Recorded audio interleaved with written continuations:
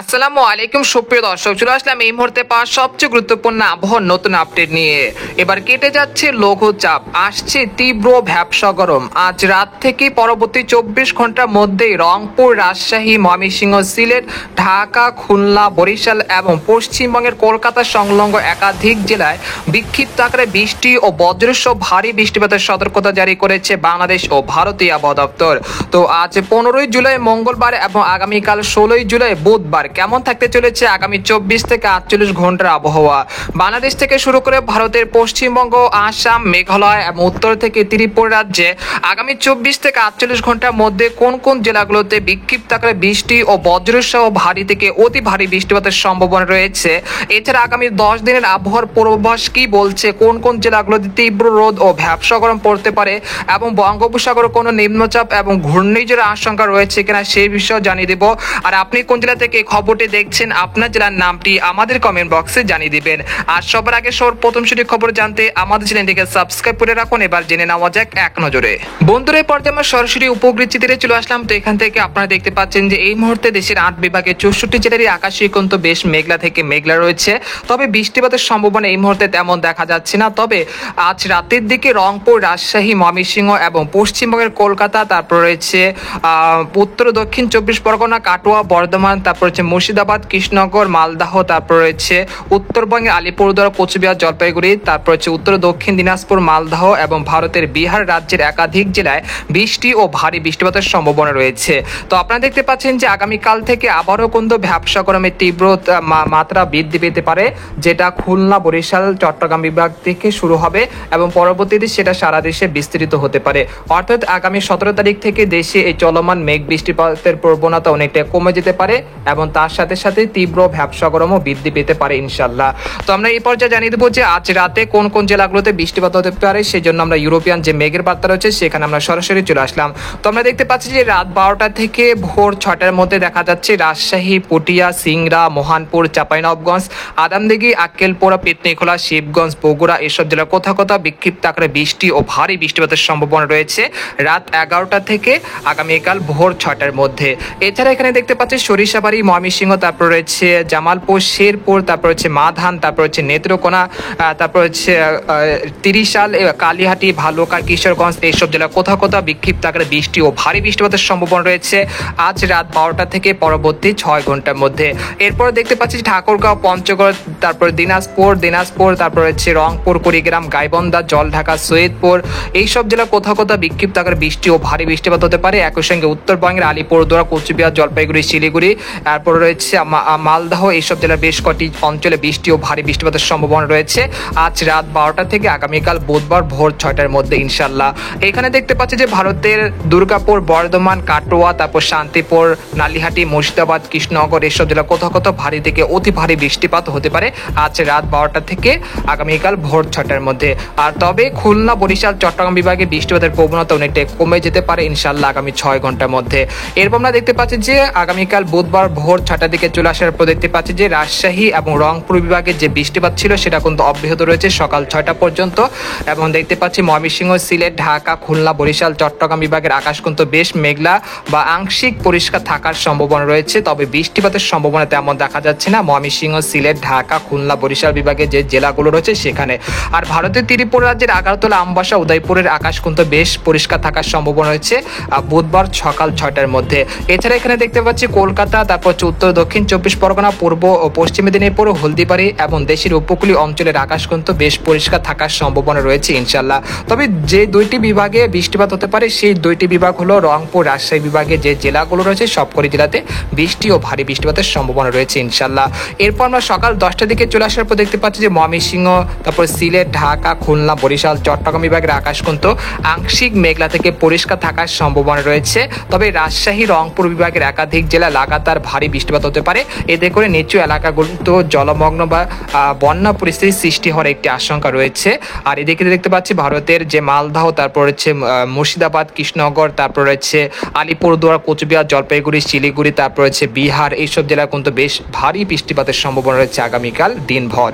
এরপর আমরা বেলা 11টার দিকে চলে আসলাম। বেলা 11টার দিকে চলে আসার পর দেখতে পাচ্ছি যে আবহাওয়ার সেরকম পরিবর্তনের সম্ভাবনা তেমন দেখা যাচ্ছে না। তবে রংপুর, রাজশাহী বিভাগে যে বৃষ্টিপাত ছিল সেটা কিন্তু চলমান রয়েছে টানা 12 ঘন্টা ঘন্টা পর্যন্ত। এতে করে এইসব বিভাগের যে জেলাগুলো রয়েছে সেখানে কিন্তু বন্যা পরিস্থিতির সৃষ্টি হওয়ার আশঙ্কা রয়েছে। এরপর আমরা দুপুর 1টার দিকে চলে আসার পর দেখতে পাচ্ছি যে ভারতের পশ্চিমবঙ্গের চন্দ্রনগর, শান্তিপুর, বর্ধমান, দুর্গাপুর, বানকুড়িয়া, কাটোয়া, তারপর হচ্ছে মুর্শিদাবাদ, কৃষ্ণনগর, তারপর হচ্ছে আরামবাগ এসব জেলার কোথাও কোথাও বিক্ষিপ্ত আকারে বৃষ্টি ও ভারী বৃষ্টিপাত হতে পারে। একই সঙ্গে খুলনা, যশোর, সাতক্ষীরা, লোহাগাড়া, তারপর হচ্ছে শাইলকোপা, মেহেরপুর, চুয়াডাঙ্গা এসব জেলার কোথাও কোথাও বিক্ষিপ্ত আকারে হালকা থেকে মাঝারি ধরনের বৃষ্টিপাতের সম্ভাবনা রয়েছে দুপুর 1টার দিকে। তাছাড়া দেখতে পাচ্ছি বরিশাল, ঢাকা, ময়মনসিংহ বিভাগে 2-1 স্থানে খুব সামান্য বৃষ্টিপাত হতে পারে একই সময়। এরপর আমরা দুপুর 3টার দিকে চলে আসলাম। দুপুর 3টার দিকে চলে আসার পর দেখতে পাচ্ছি যে আবহাওয়ার সেরকম পরিবর্তনের সম্ভাবনা দেখা যাচ্ছে না। তারপর সন্ধ্যা 6টার দিকে আসার পর দেখতে পাচ্ছি যে কিছুটা পরিবর্তন আসছে। এখানে দেখা যাচ্ছে রংপুর, রাজশাহী বিভাগের যে বৃষ্টিপাত ছিল সেটা কিন্তু অনেকটা কমে আসছে। একই সঙ্গে দেশের 8 বিভাগের 64 জেলায় কিন্তু বৃষ্টিপাতের প্রবণতা বা বৃদ্ধি যেটা ছিল সেটা কিন্তু অনেকটাই কমে আসতে শুরু করেছে। সেই সাথে তীব্র ভ্যাপসা গরমের তীব্রতা কিন্তু বৃদ্ধি পেতে শুরু করবে, অর্থাৎ ঘামযুক্ত যে পরিস্থিতি সেটা কিন্তু অনেকটাই বৃদ্ধি পাওয়ার সম্ভাবনা রয়েছে। এবার 17 তারিখ বৃহস্পতিবার চলে আসার পর দেখতে পাচ্ছি যে রাজশাহী, রংপুর, ময়মনসিংহ, সিলেট বিভাগের একাধিক জেলায় কিছুটা বর্ষাকালীন বৃষ্টিপাতের সম্ভাবনা রয়েছে। তবে ঢাকা, খুলনা, বরিশাল, চট্টগ্রাম বিভাগে সেরকম বৃষ্টিপাতের সম্ভাবনা তেমন দেখা যাচ্ছে না। এরপর আমরা সকাল 8টার দিকে চলে আসার পর দেখতে পাচ্ছি যে ময়মনসিংহ, সিলেট বিভাগের প্রত্যেকটি জেলাতে বৃষ্টি ও ভারী বৃষ্টিপাতের সম্ভাবনা রয়েছে ইনশাল্লাহ। এরপর আমরা দুপুর 12টার দিকে চলে আসার পর দেখতে পাচ্ছি যে দেশের যে চলমান যে মেঘ বৃষ্টির প্রবণতা ছিল অনেকটাই কমে আসছে। একই সঙ্গে রোদ আর মেঘের খেলা চলতে পারে ঢাকা, খুলনা, বরিশাল, চট্টগ্রাম বিভাগের বেশ কয়েকটি অঞ্চলে, সেই সাথে 2-1 পশলা বৃষ্টিপাতও হতে পারে। আমরা দেখতে পাচ্ছি যে লোহাগাড়া, শাইলকোপা, তারপর হচ্ছে সাতক্ষীরা, ঝিনাইদহ, ফরিদপুর, মাদারীপুর, একই সঙ্গে পার্বত্য চট্টগ্রাম বিভাগ, খাগড়াছড়ি, রাঙ্গামাটি, বিলাইছড়ি, রংধনু, দীঘিনালা, কক্সবাজার, কুতুবদিয়া, মহেশখালী, টেকনাফ এসব জেলা কোথাও কোথাও বিক্ষিপ্ত আকারে বৃষ্টি ও ভারী বৃষ্টিপাতের সম্ভাবনা রয়েছে।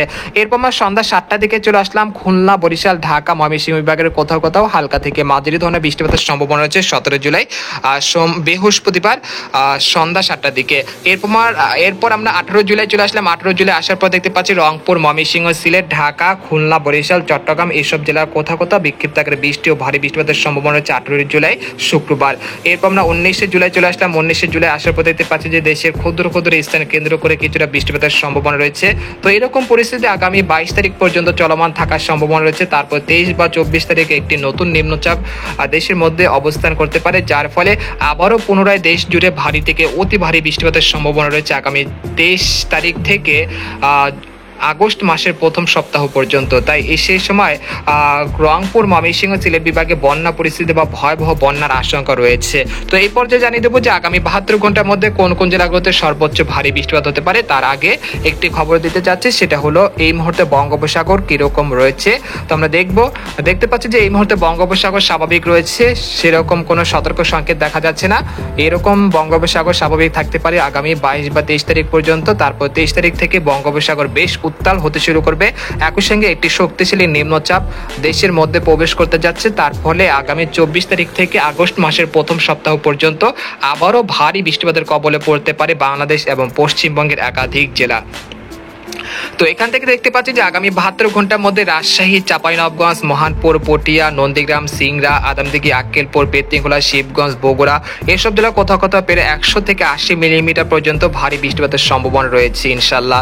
এছাড়া ময়মনসিংহ, তিরিশাল, ভালুকা, কিশোরগঞ্জ, কটিয়াদি, নেত্রকোনা, ফুলপুর, নালিতাবাড়ি, তারপর হচ্ছে জগন্নাথপুর, সিলেট, জৈন্তাপুর, কানাইঘাট, হাবিবগঞ্জ, তারপর হচ্ছে নাসিরনগর, কামালগঞ্জ, মৌলভীবাজার, কোলাউড়া, বারলেখা, ছারকাই, জৈন্তাপুর এসব জেলা কোথাও কোথাও পেরে 80 থেকে 90 মিলিমিটার পর্যন্ত হালকা থেকে মাঝারি ধরনের ভারী বৃষ্টিপাতের সম্ভাবনা রয়েছে। একই সঙ্গে আলিপুরদুয়ার, কোচবিহার, জলপাইগুড়ি, শিলিগুড়ি এসব জেলা কোথাও কোথাও ভারী থেকে অতি ভারী বর্ষণ হতে পারে 100 থেকে 200 মিলিমিটার পর্যন্ত। তাছাড়া ঠাকুরগাঁও, পঞ্চগড়, তেঁতুলিয়া, দিনাজপুর, রংপুর, গাইবান্ধা এইসব জেলা কোথাও কোথাও প্রায় 70 থেকে 80 মিলিমিটার পর্যন্ত ভারী বৃষ্টিপাত হতে পারে। এবং পশ্চিমবঙ্গে কলকাতা, চন্দ্রনগর, আরামবাগ, বর্ধমান, শান্তিপুর, কাটোয়া, দুর্গাপুর, বানকুড়িয়া, শিউরি, নালিয়াটি, মুর্শিদাবাদ, কৃষ্ণনগর এসব জেলা কোথাও কোথাও প্রায় 70 থেকে 80 মিলিমিটার পর্যন্ত মাঝারি থেকে ভারী বৃষ্টিপাতের সম্ভাবনা রয়েছে। পরবর্তী 10 দিনে দেখা যাচ্ছে রাজশাহী, রংপুর, ময়মনসিংহ, সিলেট বিভাগে বৃষ্টিপাতের প্রবণতা ধীর গতিতে বৃদ্ধি পেতে পারে। এরপর আমরা দেখতে পাচ্ছি রাজশাহী, রংপুর, ময়মনসিংহ বিভাগের একাধিক জেলা অতি ভারী বৃষ্টিপাত হতে পারে। এর ফলে তিস্তা নদী তীরবর্তী অঞ্চলগুলো জেলাগুলোতে বন্যা পরিস্থিতি তৈরি হতে পারে আগস্ট মাসের প্রথম সপ্তাহে। তাই আপনারা আবারও পূর্ব প্রস্তুতি নিয়ে রাখুন। যারা তিস্তা তীরবর্তী অঞ্চলে রয়েছেন এবং সিলেট বিভাগে যারা রয়েছেন তারা পুনরায় বন্যা পরিস্থিতির জন্য পূর্ব প্রস্তুতি নিয়ে রাখুন। তো এই ছিল খবর, আজকের মতো এখানে বিদায় নিলাম। সবাই ভালো থাকুন, সুস্থ থাকুন, আল্লাহ হাফেজ।